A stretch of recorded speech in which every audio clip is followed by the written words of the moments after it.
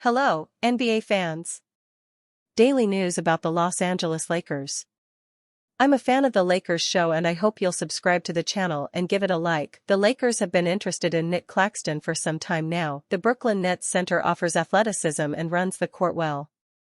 Therefore, he's ideal to play alongside Luka Doncic. Nick Claxton is probably ready to join a competitive team. Claxton's arrival would upgrade the Lakers' paint. After all, he would impact the offensive side as a rim runner in transition and a vertical spacer in pick-and-roll situations. In short, he's the type of center who does well playing with a playmaker of Doncic's caliber. Furthermore, the Lakers have reported theoretical trades involving Nick Claxton, and that's no coincidence. After all, the Nets center offers athleticism and runs the court well.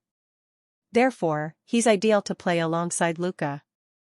The Nets and Lakers have already closed deals before, and on several occasions. And Claxton is probably ready to join a competitive team, more stated. Claxton's arrival would upgrade the Lakers' paint. After all, he would impact the offensive side as a rim runner in transition and a vertical spacer in pick-and-roll situations. In short, he's the type of center who does well playing with a playmaker of Doncic's caliber. In addition, Nick Claxton is efficient at protecting the air.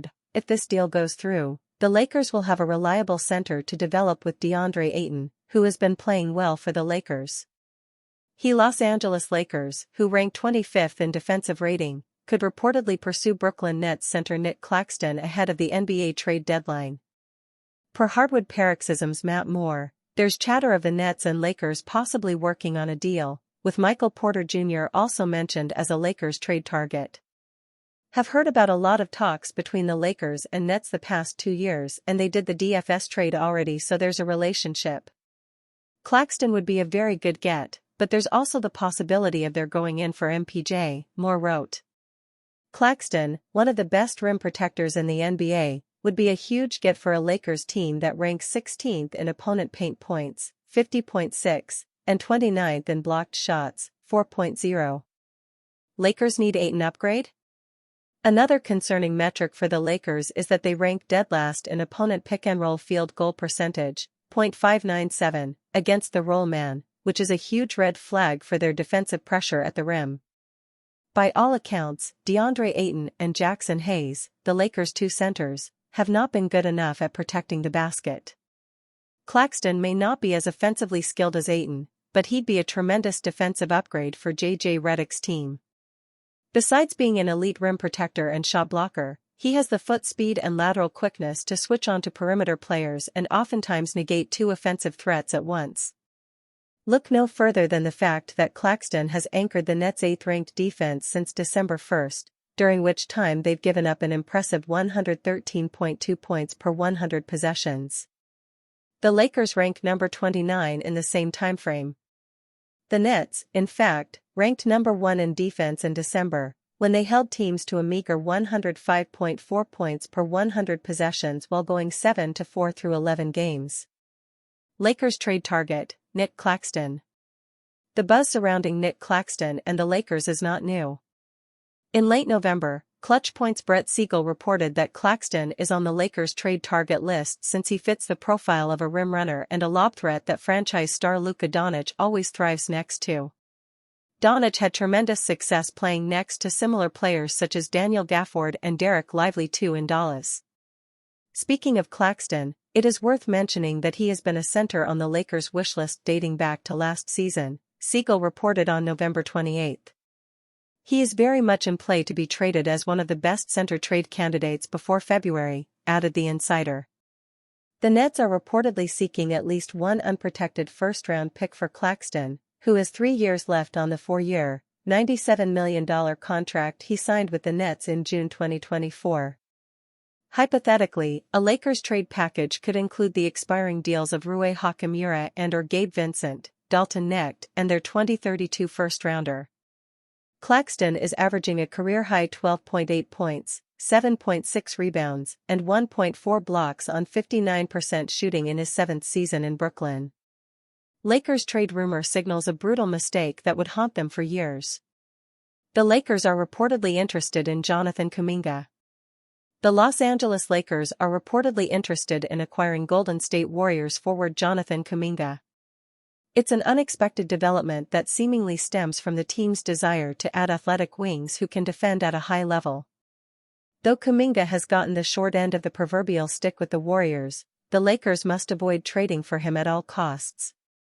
Kuminga, 23, has never truly been empowered to explore his potential during his 5 seasons with Golden State. It's a disconcerting truth that has unfortunately failed to overshadow the importance of fit in regard to which team might take a chance on his untapped potential. According to Jake Fisher of the Stein Line, the Lakers are one of the teams that remains interested in acquiring the former top 10 pick. The Purple and Gold's known preference at this deadline is to acquire a true 3-and-D wing with size if possible to provide some point of attack resistance on the perimeter as well as some shooting, but it must be said the Lakers, according to sources, did call Golden State about Kuminga during the side's summer standoff in restricted free agency. I'm told that the Lakers have likewise continued to monitor Kuminga's situation while casting a wide net to try to find help on a very limited wing market. Kuminga is a talented player with admittedly intriguing upside to explore, but the Lakers can't afford to take a high-cost chance on an inefficient shooter whose immediate value is questionable. Lakers reportedly monitor Kuminga's situation with the Warriors. Kuminga is a 6 feet 7 inches and 225-pound forward with plus athleticism and compelling instincts as a scorer. He boasts career averages of 12.5 points per game and 20.2 points per 36 minutes, and averaged 15.3 points per contest on .484/.400/.710 shooting during the 2025 NBA playoffs. Unfortunately, Kuminga is also a career 33.1% shooter from beyond the arc who has shot 32.1% or worse across each of the past 3 seasons. Perhaps an increase in playing time, touches, and consistency in his role will lead Kuminga to rediscovering the form he displayed in 2022-23. He shot 37% from beyond the arc that season, averaging 1.4 conversions per 36 minutes.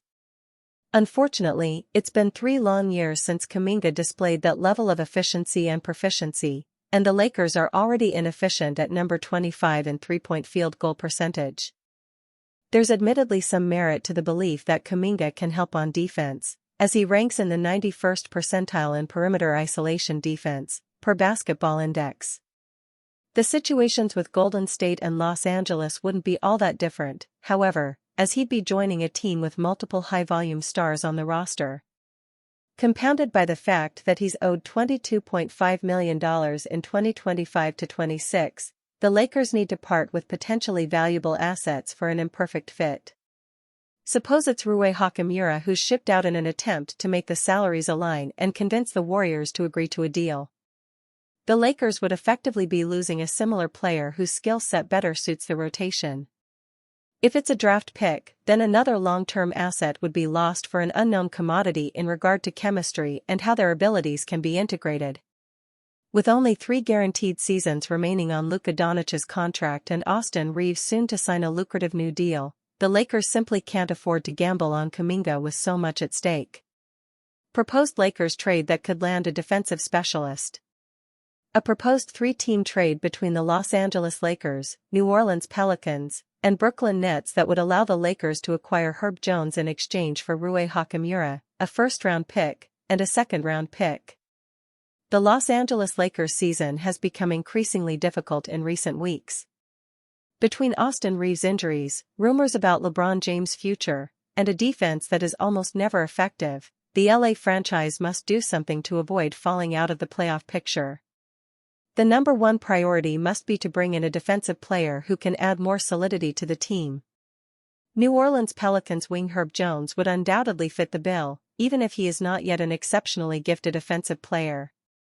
The main problem for the Lakers in this case is that the Pelicans are demanding multiple first-round picks to let Jones go, and the Los Angeles management, at least for now, does not seem convinced of the cost of making such a costly investment in future picks. Therefore, I included the Brooklyn Nets in this hypothetical trade scenario. Herb Jones trade to the Lakers. Los Angeles Lakers receive Herb Jones. New Orleans Pelicans receive 2027 first-round pick from Brooklyn, 2031 first-round pick from the Lakers. Noah Clowney. Brooklyn Nets receive Rui Hachimura, 2032 second-round pick from the Lakers. For the Lakers, the reason is pretty obvious. The Los Angeles franchise needs to add a high-profile defender, and Herb Jones is probably one of the best they can try to get with the limited assets they have available. Herb Jones is one of the best perimeter defenders around, and his defensive versatility could be a perfect fit alongside Luka Doncic. Sacrificing another first-round pick is the least the Lakers can do if they want to maximize their chances of winning the title. Lakers had LeBron James trade plans, and it could have saved the franchise. The Los Angeles Lakers could have been better off if they traded LeBron James years ago. The latest Los Angeles Lakers rumors have exposed some old thoughts Jeannie Buss had about LeBron James. Not only did she individually float the idea of not giving James an extension, but she also quietly considered the idea of trading him, with the LA Clippers as a potential destination. In 2022, in the aftermath of the Westbrook trade, multiple people said Jeannie privately mused about not giving James a contract extension and, later that year, even about trading James, with the LA Clippers floated as a possibility, wrote Baxter Holmes of ESPN. This was before James received a no-trade clause in July 2024 after signing a new 2-year, $104 million contract. And when the Lakers drafted James' son Bronny with the 55th pick in the 2024 draft, Jeannie privately remarked that James should be grateful for such a gesture, but she felt that he wasn't, people close to the team told ESPN. That summer, as she discussed a new contract for James, Jeannie seemed more resigned to the fact that they'd have to do it, almost begrudgingly accepting that they'd take a massive PR hit by not doing so. Maybe the Lakers should have traded LeBron James. There are a few different ways to look at this rumor. One is by taking the side of James. He won a championship for the organization, so shouldn't Buss be a bit more respectful? The other is taking a different view of things. If Buss had decided to trade James or not give him an extension, the Lakers could be in a much better spot as a franchise right now. Obviously, there are a lot of factors that go into that stance. What if that meant they didn't sign Austin Reeves? What if that meant they didn't make the trade for Luka Doncic? But for the sake of the argument, let's just imagine that Rob Pelinka still managed to make both of those moves happen. Then, in reality, wouldn't it have been better for LA to have all of the assets they could have gotten for James rather than James himself? Realistically, trading James a few years ago could have netted a solid package. LA could have gotten some solid draft capital and probably an impact player or two. All the while, they wouldn't have to worry about James' massive contract, which is only getting worse by the year as he gets older and older. Did James win a title for the franchise? Yes. But he also led them straight into the initial Russell Westbrook trade. He's also spoken out publicly through his agent, Rich Paul, about effectively forcing the Lakers to bend to his demands. And ever since the bubble, James has only made it out of the first round one time. LeBron James is LeBron James. But considering everything, including the Doncic trade and Reeves signing, which are big ifs, the Lakers could be in a better spot right now, especially for the future, if Buss had acted on her insane impulses. Proposed Warriors trade sees Golden State make NBA-altering deal for $101 million Lakers star. Jimmy Butler's ACL injury will unquestionably change the Golden State Warriors' approach to the rest of the 2025-26 trade season. The Stephen Curry-led Dubs now have no choice but to go all in on another superstar before their championship aspirations fade away for good. Run it back on FanDuel TV's Chandler Parsons recently proposed an NBA-altering trade that would land the Warriors a 6'9" Los Angeles Lakers star. How do we feel about a Jimmy Butler, Jonathan, Kuminga, and 2 picks that are going to be really good to the Lakers for LeBron James and a Rui Hachimura situation, Parsons said Tuesday. Acquiring James at this stage of his career would be a questionable move for Golden State. While James is a top 2 player of all time and has accomplished it all in the big leagues, it's impossible to ignore the fact that he's declining in year 23. From routinely taking plays off to taking a significant step back as a perimeter and interior defender, James hasn't been his usual self on the hardwood in every aspect of the game. James is averaging 22.6 points, 6.9 assists, and 5.9 rebounds per game while shooting 50.9% from the field and 32.8% from beyond the arc.